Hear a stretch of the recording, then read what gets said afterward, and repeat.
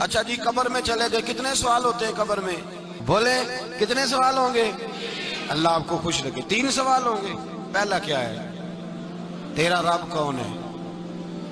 میں مثال دینے لگا ہوں، کسی نے انکار کر دیا، کہنے لگا ہا ہیتا لا ادری، میں نہیں جانتا۔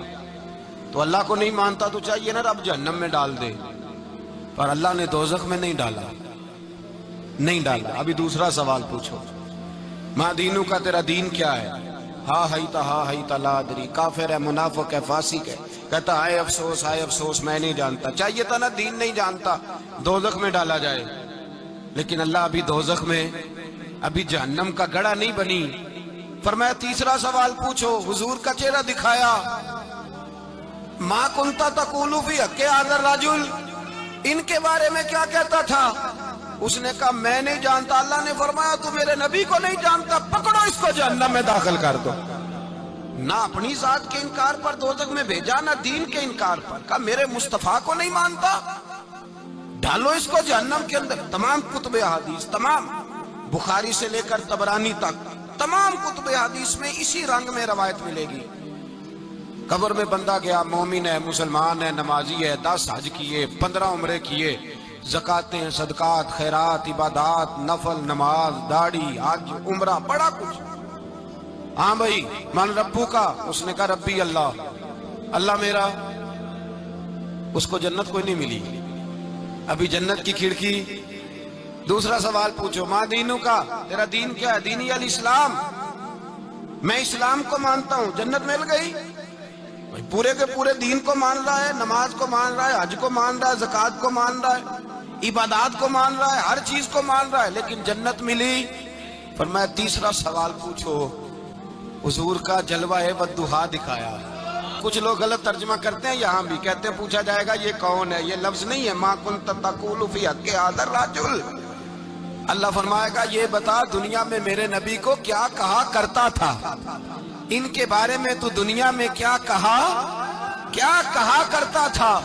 تو جو کہا کرتا تھا وہ کہہ کہ اسی وقت پکار اٹھے گا کہ میں کہا کرتا تھا یا نبی پکارا کر، میں یہ کہا کرتا تھا یا نبی، میں یہ کہا کرتا تھا کہ دشمن احمد پہ شدت کیجئے، ملحدوں سے کیا مربت کیجئے، اور شرک ٹھہرے جس میں تعظیم حبیب، اس برے مذہب پہ لعنت کیجئے، اور مثل فارس زلزلے ہوں نجد میں ذکر آیاد ولادت کیجئے، اور غیظ میں جل جائے بے دینوں کے دل، یا رسول اللہ کی کثرت کیجئے، یا رسول اللہ کی کثرت۔ میں یہ کہا کرتا تھا۔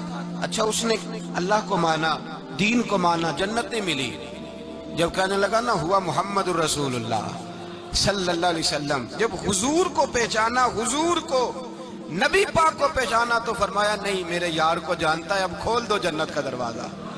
تو بھائی مغز قرآن روح ایمان جانے دین ہست حب رحمت للعالم، حضور کی محبت اصل ہے دین کی۔ قرآن مجید سورہ توبہ آیت نمبر 24، کوئی تفسیر نہ پڑھیں، صرف اس آیت کا ترجمہ پڑھیں، خالی ترجمہ، اور ایک ایک بات کو اللہ تبارک و تعالیٰ نے بالتفصیل بیان کیا۔ فرمایا کل ان کان آباؤکم، اے محبوب آپ ان سے فرما دے اگر تمہارے باپ، وابناؤکم تمہارے بیٹے، واخوانکم اور تمہارے بھائی، وازواجکم تمہاری عورتیں، وعشیرتکم تمہارا کنبہ، تمہارا خاندان، واموال اقترفتموہا اور تمہارے کمائی کے مال، ذرا گنتے جائیے چیزوں کو۔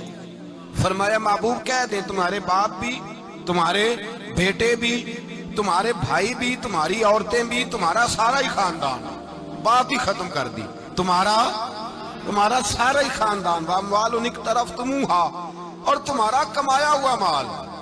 ایک مال وہ ہوتا ہے جو بندے نے کمایا نہیں ہوتا، آیا ہوتا ہے، آئے اور کمائے میں جو آیا ہوتا ہے اس کی قدر نہیں ہوتی۔ اللہ فرماتے ہیں واموال اقترفتموہا، تمہارا کمایا ہوا مال، وَتِجَارَةٌ تَخْشَوْنَ كَسَادَهَا اور تمہاری وہ تجارت جو تم نے محنت کر کے کاروبار چمکایا ہے اور تم ڈرتے ہو کہ نقصان نہ ہو جائے، وَمَسَاكِنُ تَرْضَوْنَهَا اور تمہارا وہ رہنے کا مکان جو تمہیں بڑے پسند ہیں۔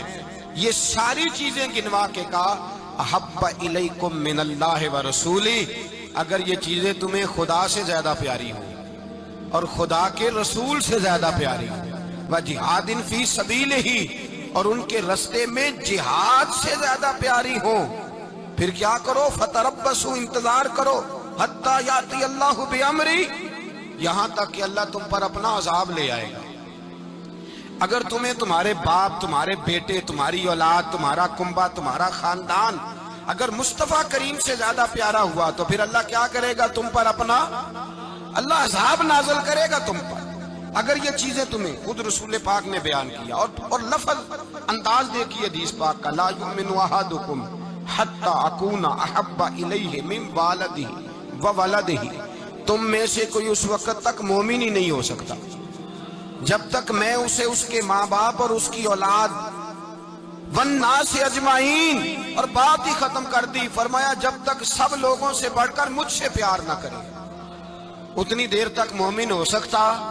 حضرت عمر حضور کی بارگاہ میں آئے، عام آدمی نہیں، جناب فاروق اعظم، نبی پاک صلی اللہ تعالی علیہ وسلم کی یہ حدیث سنی تو حاضر خدمت ہوئے، کہنے لگے یا رسول اللہ صلی اللہ علیہ وسلم، میں ہر چیز سے بڑھ کر آپ سے پیار کرتا ہوں، اور میں خالی نعرے لگانے والا نہیں، میں گھر سے تجربہ کر کے آیا ہوں، میں نے اولاد سامنے رکھی ہے، پھر آپ کا پیار سامنے رکھا ہے، حضور مجھے اولاد نہیں زیادہ پیاری، آپ زیادہ پیارے ہیں، اولاد زیادہ پیاری نہیں۔ سنیے اور غور کیجیے، حضرت عمر عرض کرنے لگے یا رسول اللہ صلی اللہ علیہ وسلم، میں نے اولاد سامنے بٹھائی ہے، پھر آپ کا چہرہ سامنے لایا ہوں، حضور مجھے اولاد نہیں پیاری، آپ ہی زیادہ پیارے ہیں۔ پھر عرض کی حضور میں نے کل کمائی، کل جمع پونجی لا کے اپنے سامنے رکھی ہے، مجھے مال پیارا نہیں، آپ زیادہ پیارے ہیں۔ یا رسول اللہ صلی اللہ علیہ وسلم، میں نے ماں باپ کے چہرے سامنے رکھے ہیں، بہن بھائیوں کو رکھا ہے، رشتہ داروں کو رکھا ہے، دوستوں یاروں کو رکھا ہے، مجھے وہ نہیں پیارے، آپ پیارے۔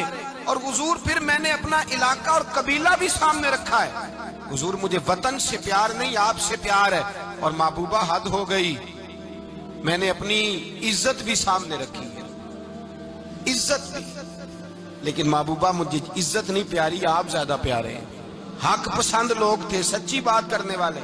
حضرت عمر کہنے لگے یا رسول اللہ صلی اللہ علیہ وسلم، پھر میں نے اپنے نفس کو، اپنی جان کو، اپنی روح کو سامنے رکھا ہے، مجھے لگتا ہے کہ جان مجھے زیادہ پیاری ہے، یہ نہیں کہا کہ زیادہ پیاری ہے، مجھے، سمجھ رہے ہیں بات کو، مجھے لگتا ہے کہ جان مجھے آپ سے۔ میرے رسول پاک نے دست مبارک اٹھایا اور جناب عمر کے سینے پہ مارا، فرمایا عمر جا، ابھی تو تیرا ایمان ہی مکمل نہیں ہوا، اگر تو اپنی جان سے بڑھ کر مجھ سے پیار نہیں کرتا تو تیرا ایمان مکمل ہے، تیرا ایمان مکمل ہے، تیرا ایمان مکمل۔ حضرت عمر کہتے حضور کا ہاتھ لگا تو میں نے اعلان کیا، میں نے کہا محبوبہ تیرے دست مبارک نے خیر کر دی ہے، حضور اب مجھے آپ جان سے بھی زیادہ پیارے ہو گئے، آپ اشارہ کریں میں جان قربان کرنے کو بھی تیار ہوں۔